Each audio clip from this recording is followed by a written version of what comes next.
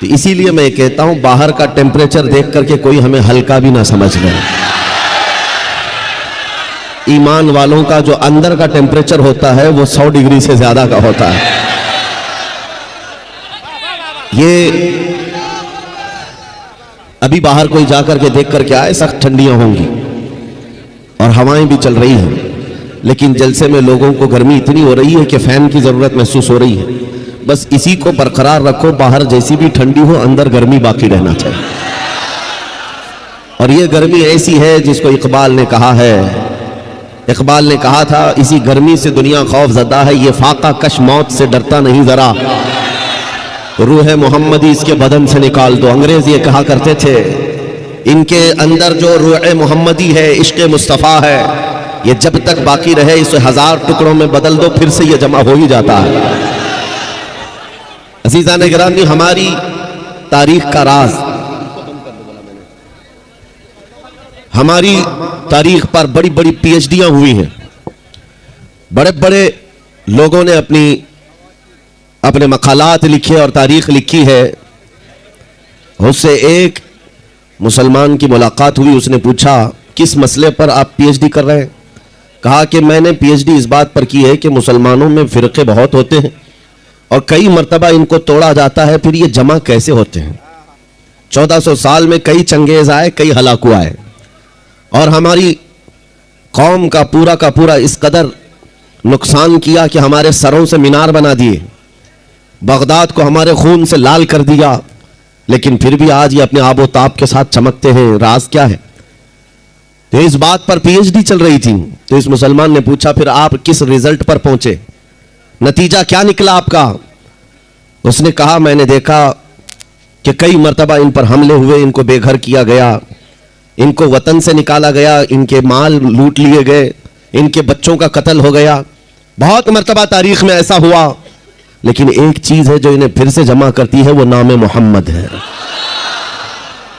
मोहम्मद अरबी सल्लल्लाहु तआला अलैहि वसल्लम का नाम, जिसको ये इस कदर हसास अंदाज में लेते हैं कि इनके हजारों इख्तिलाफात क्यों ना हो, फिर ये उस गुंबद की छांव में जमा हो ही जाते हैं।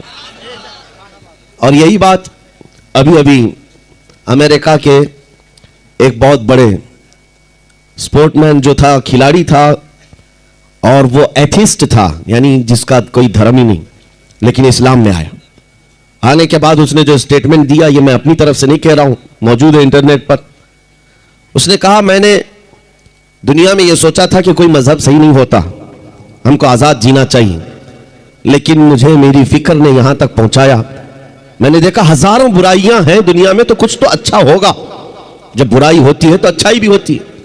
तो कहता है मैं बुराइयों के खिलाफ देखता गया कि अच्छाई है कहां, तो मुझे मेरे सफर ने इस्लाम की मंजिल पर लाकर छोड़ दिया। अब सुनो वो क्या कहता है, जो बात है। उसने हंस करके एक स्टेटमेंट दिया था कि मुसलमान बड़े गरीब होते हैं, बहुत सारी जगहों पर ये अनएजुकेटेड भी हैं। इस दौर में जब इनको पूरी दुनिया अपने टारगेट पर रखी है, लेकिन एक चीज मैंने इनके अंदर देखी है, एक चीज देखी है, ईसाई भी है इस दुनिया में, यहूदी भी है, वो भी नबियों को मानते हैं, लेकिन ऐसे आजाद ख्याल है कि कोई अगर ईसाई हुकूमत, क्रिश्चियन हुकूमत है और वहां पर जाकर कोई ईसा अलैहिस्सलाम के खिलाफ कोई तख्ती लिख करके घूम रहा हो, नाउजुबिल्लाह कोई गुस्ताखी कर रहा हो, तो वो देखेंगे और चल पड़ेंगे। कहा कि ये फ्रीडम है, फ्रीडम ऑफ एक्सप्रेशन है, फ्रीडम ऑफ स्पीच है। यहूदी भी इस चीज को देखकर नजरअंदाज कर देंगे, किसी नबी की गुस्ताखी कोई करके घूम रहा हो, उनकी ही हुकूमत क्यों ना हो। लेकिन वही स्पोर्टमैन जो है वो कहता है कि ये इन सब के साथ ऐसा है, लेकिन जहां मुसलमानों की हुकूमत भी ना हो, थोड़े से रहते हो, किसी और की हुकूमत हो, और वहां कोई बंदा इनके नबी की शान में गुस्ताखी करे और जिंदा बच के दिखाए। ये मेरी बात नहीं है, ये मशहूर आदमी कह रहा है अमेरिका का, जहां थोड़े से मुसलमान भी रहते हो और फिर इनके नबी पाक की शान में गुस्ताखी करके वो आजाद घूमता हो, ऐसा पॉसिबल नहीं है। गुस्ताखी करने वाले कर जाते हैं, लेकिन जिंदगी भर मुंह छुपा कर जीना पड़ता है। कई ऐसे बड़े बड़े आए कुत्ते और मुंह छुपाकर पूरी जिंदगी गुजार कर चले गए। डर किस बात का है? डर इस बात का है कि 4 छोटे मुसलमान बच्चों का भी वो सामना नहीं कर पाते, इसलिए कि अल्लाह की तरफ से दिया हुआ रौब हमारे बच्चों में भी है, हमारी उम्मत में भी है, आज भी मौजूद है कि गुस्ताखी करने वाला गुफे में बैठ कर सकता है, मजमे में आना यह मर्दानगी का काम हुआ करता है।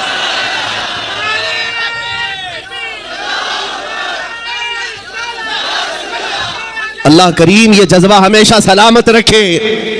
जो सेंसिटिव और जो हसासपन कौम मुस्लिम के अंदर है नबी पाक सल्लल्लाहु अलैहि वसल्लम को लेकर, उस वक्त तक मैं नाउमीद नहीं हूं, मायूस नहीं हूं। हम बिखर गए हैं, मुंतशिर हो गए हैं, हमें पता है हमारे पास असबाब की कमी है, जगह जगह हमें पकड़कर मारा भी जाता है, सब कुछ है, लेकिन जब तक दौलत इश्क मुस्तफा साथ है पूरी दुनिया मिलकर तुम्हारा पत्ता नहीं उखाड़ सकेगी। हुजूर की मोहब्बत है, जितनी मर्तबा भी मारा जाएगा अल्लाह करीम इस चिराग को फिर रोशन फरमाएगा, फिर रोशन फरमाएगा।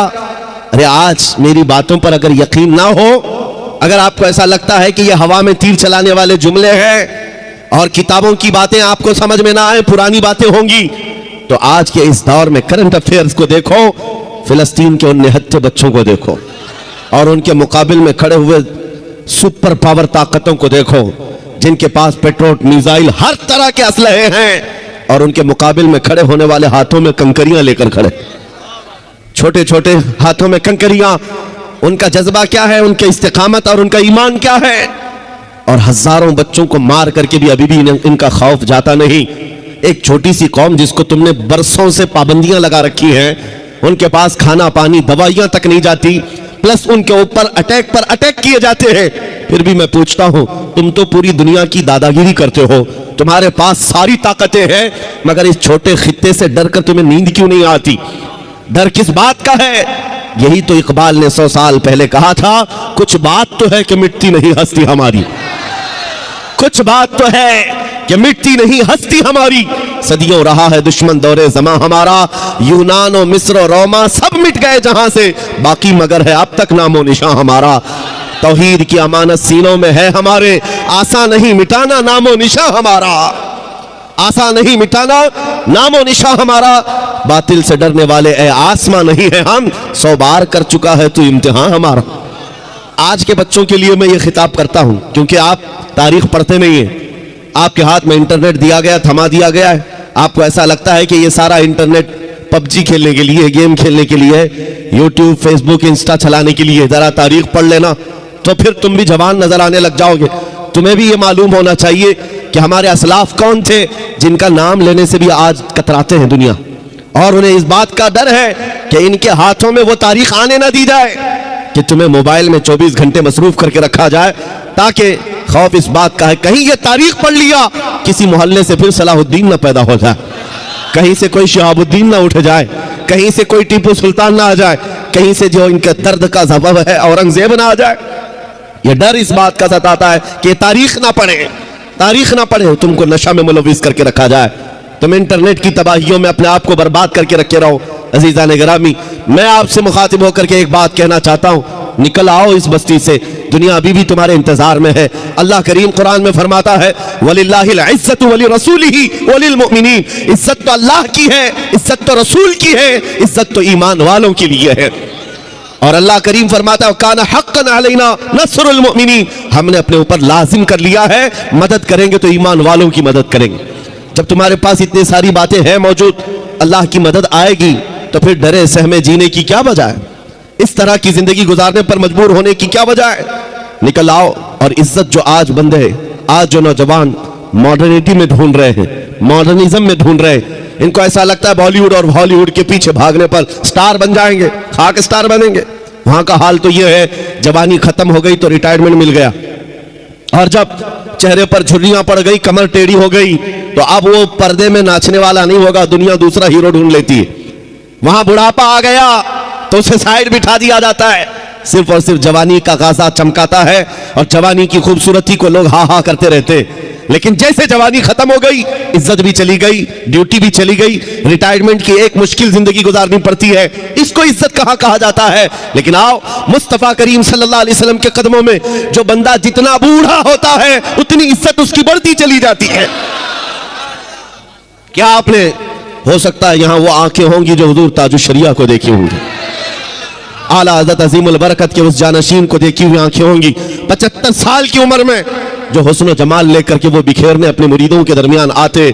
कसम खुदा की मैं कह रहा हूं, 1 लाख जवान एक तरफ बिठाओ, एक तरफ जानशीन आला हजरत को बिठाओ, 1 लाख की तरफ तुम्हारी नजरें नहीं जाएंगी, उस एक हसीन चेहरे की तरफ नजरें उठेंगी। वजह क्या है? ये हुस्न जमाल पाउडर लाली मेकअप का नहीं है। मेरे मुस्तफा के नाम की तुमने हिफाजत की तो अल्लाह तुम्हारी इज्जत की हिफाजत फरमाएगा। अगर हुजूर पाक की इज्जत महफूज है, हम सब की इज्जत महफूज है। लेकिन कोशिश ये भी जरूरी है, हमारे अंदर इतना हसासपन होना चाहिए कि हम हर चीज को कॉम्प्रोमाइज कर लेते हैं, बर्दाश्त कर लेते हैं, लेकिन नबी पाक सल्लल्लाहु अलैहि वसल्लम की इज्जत के खिलाफ कभी बर्दाश्त नहीं करते। तारीख की सच्चाइयां ये बताती हैं, हमारी तारीख यही है। एक साहब जो डिपार्टमेंट से ताल्लुक रखते हैं वो मुझसे कह रहे थे, मौलाना आप इतना ज्यादा एग्रेसिव क्यों बोलते, भड़काऊ भाषण लगता है। अगर सच्ची बात कहना भड़काऊ भाषण है तो आप सुनते रहो।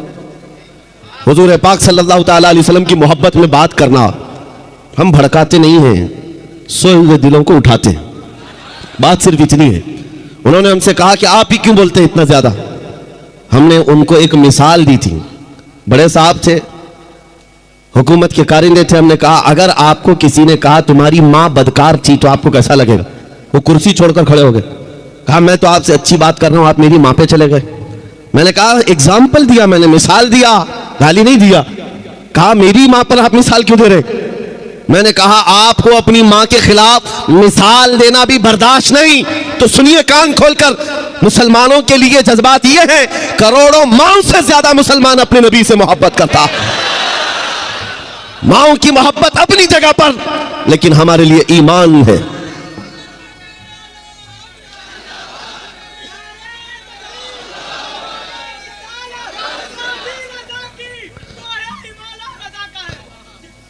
अज़ीज़ान गिरामी, नबी करीम सल्लल्लाहु ताला अलैहि वसल्लम के मकाम और मर्तबा का हाल ये कि वो जाने ईमान है।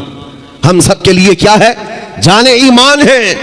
और आला हजरत ने सच कहा था, वो जो न थे तो और वो जो न हो तो जान है वो जहान की, और जान है तो हाँ, अगर जान ही ना बाकी रह जाए तो फिर इस जहान को लेके मतलब क्या?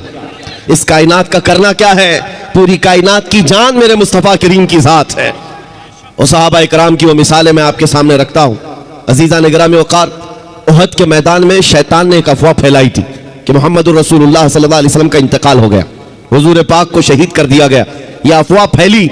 सहाबा की मोहब्बत ऐसी थी कि उनके हाथों से तलवारें छूट गई, सब छूट गई। वो जहां थे वहीं खड़े रह गए। इस बुनियाद पर कई सहाबा की शहादत हुई है। 70 सहाबा शहीद हुए मैदान उहद में। लेकिन उनके दिल के अंदर क्या बात थी? जब उनसे कहा जाता उठो आगे बढ़ो, तो कहते कि जब अल्लाह के रसूल ही नहीं है तो फिर जीने का मतलब ही क्या? इसके बाद जिंदगी किसे कहा जाता है? नबी पाक सल्लल्लाहु ताला अलैहि वसल्लम के साथ हम थे। अज़ीज़ान गिरामी वक़ात, वो हर शय में मुस्तफ़ा करीम सल्लल्लाहु अलैहि वसल्लम के जलवे देखते थे। आज उम्मत का हाल ये है कि हम मोहब्बत के दावे करते हैं, लेकिन हमारी आंखें आज बेहया हो गई। हम किसी और चीज को देखकर रात गुजार रहे हैं। आज हमारे दिलों के अंदर नफसानियत गालिब आने लग गई। हुजूर की मोहब्बत सबके सीने में मौजूद है, लेकिन इसे मैदान में लेकर उतार कर दिखाना नहीं चाहते। तुम्हें दाढ़ियों से नफरत क्यों होती है? तुम्हें टोपियों से उलझन क्यों होती है? तुम्हें हुजूर की सुन्नतों से उलझन किस बात की है? तुम डरते हो कि मैं सेकुलर बन करके घूमूंगा, मैं एक सेकुलर आदमी बन करके रहूंगा, मॉडर्न मुझे दुनिया कहे। तुम्हें अपने चेहरे पर हुजूर की सुन्नत पसंद नहीं है तो फिर किस मोहब्बत का दावा करते हो? याद रखो, अगर तुम नबी पाक सल्लल्लाहु अलैहि वसल्लम की सुन्नत पर अमल नहीं करोगे तो फिर किसी और से किस बात की उम्मीद है? दूसरों से किस बात की उम्मीद है? आओ ऐ नौजवानों, ये अज़्म करके उठो कि इनकलाब आएगा तो हमारे अमल से आएगा इंशाअल्लाह।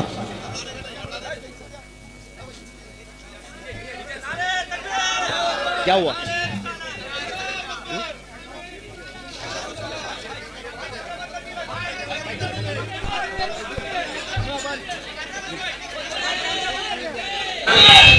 नारे तकबीर, नारे रिसालत, शहजादगाने हुजूर कमरे मिल्लत, शहजादे कमरे मिल्लत।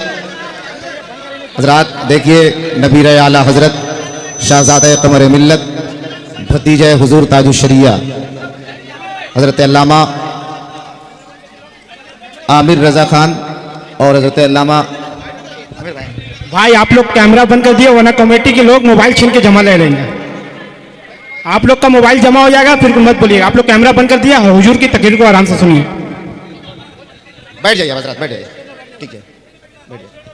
दुरूद पाक पढ़ लें। अल्लाहुम्मा सल्ली अला सय्यिदिना मुहम्मद व आलिहि व अस्हाबिहि व बारिक वसल्लिम सलातन दाइमतन सरमदन अबदा।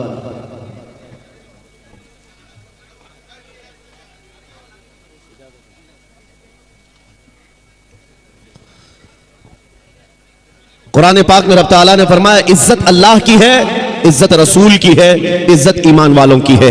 आओ मैं आपको एक मिसाल के जरिए बताता हूं। एक नाम ऐसा है जिसके जिक्र से ही दिलों के अंदर एक तबीयत के अंदर एक हलचल पना जाता है और जोश बेदार होता है। इसीलिए मैं बार बार कहता हूं, ऐरे गैरे नत्थु खेरे के नाम बार बार लेने से बेहतर है नौजवानों को अगर कोई नाम इलाज के तौर पर भी बताया जाए। किसी का दिल अगर बार बार दर्द करता है, दर्द ज्यादा महसूस होता है और धड़कन ज्यादा होती है, जल्दी खौफ आता है, किसी का रौब छा जाता है, ऐसे बीमार आदमी के लिए इलाज मैं बता रहा हूं, वो हजरत खालिद बिन वलीद का नाम याद किया करें। सैफुल्लाहिल मसलूल का नाम याद रखे। वो एक सैफुल्लाहिल मसलूल खालिद इब्न वलीद रज़ी अल्लाह ताला अन्हु, जानते हो 125 जंगों में शिरकत किया, एक जंग में भी शिकस्त नहीं खाई। और एक जंग का हाल ये था, किस चीज पर हम सब की तवज्जो होनी चाहिए, वो तवज्जो कर।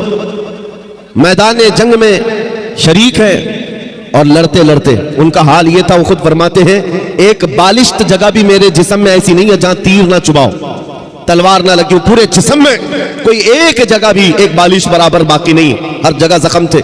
लेकिन एक मैदान में कहते हैं कि अचानक उनके गर्दन पर तलवार आ गई।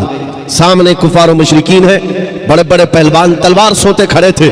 आपका अमामा गिर गया, आपका अमामा गिर गया मैदान जंग में। मुझे बताओ जान बचाना चाहिए क्यों अमामा उठाना चाहिए? पहले तो अपनी गर्दन बचाई जाए, अपनी जिस्म को बचाया जाए, क्योंकि जान बचाना फर्ज है, जान बचाना फर्ज है।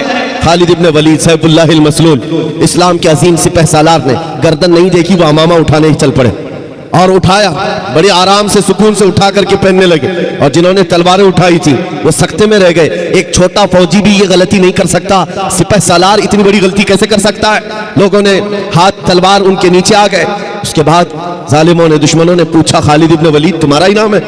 कहा तुम ही सिपह सालार हो, लेकिन ऐसी गलती कैसे कर सकते हो जब तुम्हारी गर्दन पर तलवार लटक रही हो और तुम अमामा उठाने के लिए निकल पड़े हो, पगड़ी बचा रहे हो कि गर्दन बचाना चाहिए? खालिद इब्न वलीद ने मुस्कुरा कर कहा तुम्हें पता है मैं जिस जंग में भी जाता हूं अल्लाह की मदद से फतह याबी जरूर मिलती है और फतह का झंडा गाड़ कर आता हूं, लेकिन इसके पीछे राज ये नहीं है खालिद बिन वलीद अपने बाजुओं की ताकत पर भरोसा रखता हो और अपने बलबूते ये जंगों को फतह करता हो। मेरा विजदान और यकीन ये है इस अमामा मुबारका में रसूलुल्लाह के 3 मुँह मुबारका है, रसूलुल्लाह के 3 मुँह मुबारका है। और मेरा यकीन यही है जब तक ये सर पर होते हैं अल्लाह मेरे लिए मैदान आसान कर देता है। निस्बत मुस्तफा पर उन्हें फख्र था, उसी निस्बत पर वो फतह याब हुआ करते थे। ये सहाबा की बातें अर्ज कर रहा हूं। आपको पता है एक मर्तबा ईसाइयों ने आपको चैलेंज कर दिया था कि अगर तुम्हारा दीन सच्चा है तो आओ खालिद बिन वलीद हम और तुम सामने बैठते हैं मुबाइला। अगर दीन तुम्हारा सच्चा है तो जहर की एक शीशी लाई ईसाइयों ने, कहा कि इसको दोनों लोग पिएंगे, जो बच गया उसका दीन सच्चा है। और ये झूठे लोग इस तरह से कभी आगे आ भी नहीं सकते, चैलेंज तो कर लेंगे लेकिन आ नहीं सकते। खालिद बिन वलीद को जब ये कहा गया और वो जहर ऐसा था कि अगर चमड़ी पर भी लग जाता तो चमड़ी जल के निकल जाती, और उस जहर को पीने की बात थी। सामने बड़े बड़े पादरी बैठे हुए थे, उन्होंने सोचा था कि डींग मार लेंगे, लेकिन उन्हें पता नहीं है मोहम्मद अरबी का शेर है, नबी करीम सल्लल्लाहु अलैहि वसल्लम के गुलाम है। या जिस तरफ निकल गए तूफान और आंधियों ने भी रुख मोड़ लिया है, समंदरों ने रास्ते दे दिए हैं, दो नीम इनकी ठोकर से दहरिया व सहरा। ये इकबाल ने कहा था पहाड़ उनकी हैबत से राई, सिमट कर पहाड़ उनकी हैबत से राई। खालिद बिन वलीद ने कहा आ जाओ सामने आ जाओ, बैठते मैं तैयार हूं इस बात के लिए कि जहर हम भी पिएंगे, तुम भी पी लेना, जो बच जाए उसका दीन हक है। लेकिन मुकाबले के लिए जैसे ही सामने आए, जहर की शीशी रखी हुई है, बहुत खतरनाक जहर है, चमड़ी पर भी लग जाए तो जल करके निकल जाए। आपसे कहा गया उठाओ और पी लो।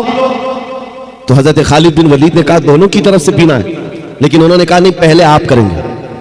हमेशा बातिल डरता है और उसको शक ही तो है, हक होने का यकीन नहीं है जितना ईमान वाले को होता है। ईमान वाले को होता है। मुझे कुछ लोगों ने कहा था आपने आग में कूदने की बात की है, गुस्ताख रसूल के खिलाफ। आग का काम है जलाना, तासीर है, कैसे होगा? मैंने कहा ये मैंने अपनी ताकत के बलबूते नहीं कहा, रसूलुल्लाह की इज्जत के बल। नारे तकबीर, नारे रिसालत, नारे रिसालत, तहफ्फुज़े नामे रिसालत, तहफ्फुज़े नामूसे रिसालत।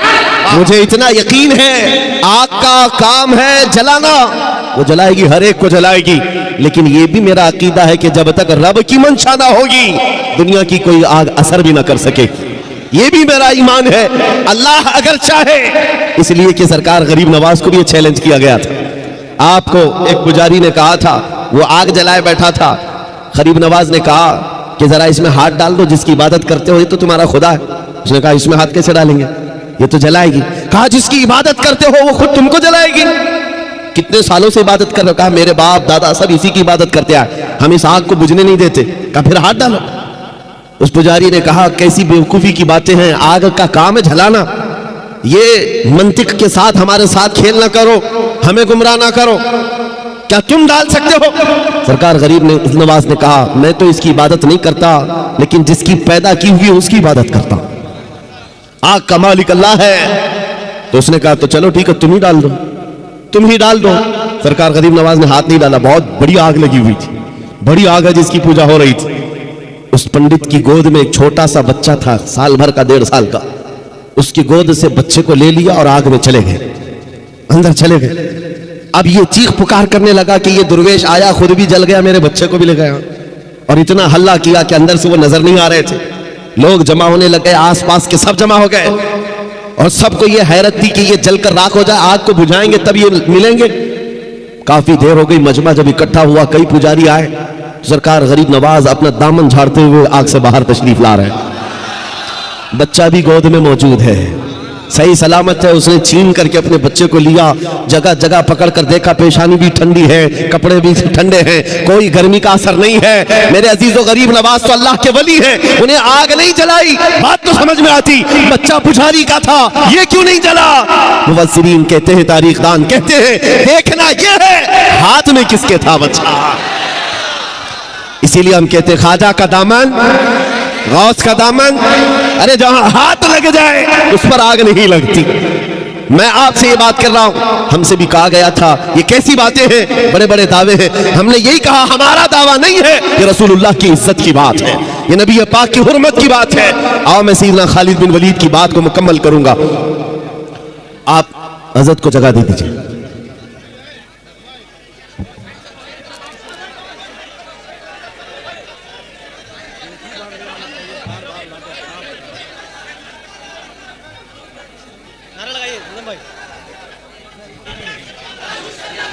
नारे तकबीर, नारे रिसालत, मसलके आला हजरत, मसलके आला हजरत, चश्मो चरागे ख़ानदाने आला हजरत, नबी रहे आला हजरत, नबी रहे आला हजरत, शहजादगाने कमरे मिल्लत, शहजादगाने हुजूर कमरे मिल्लत। नारे तकबीर, नारे रिसालत। जो जहाँ है वहीं बैठ जाइए हजरत, बहुत अच्छी गुफ्तगू हो रही है, हजरत बहुत मोहब्बत के साथ गुफ्तगू कर रहे हैं, आप हजरत समाअत फरमाएं।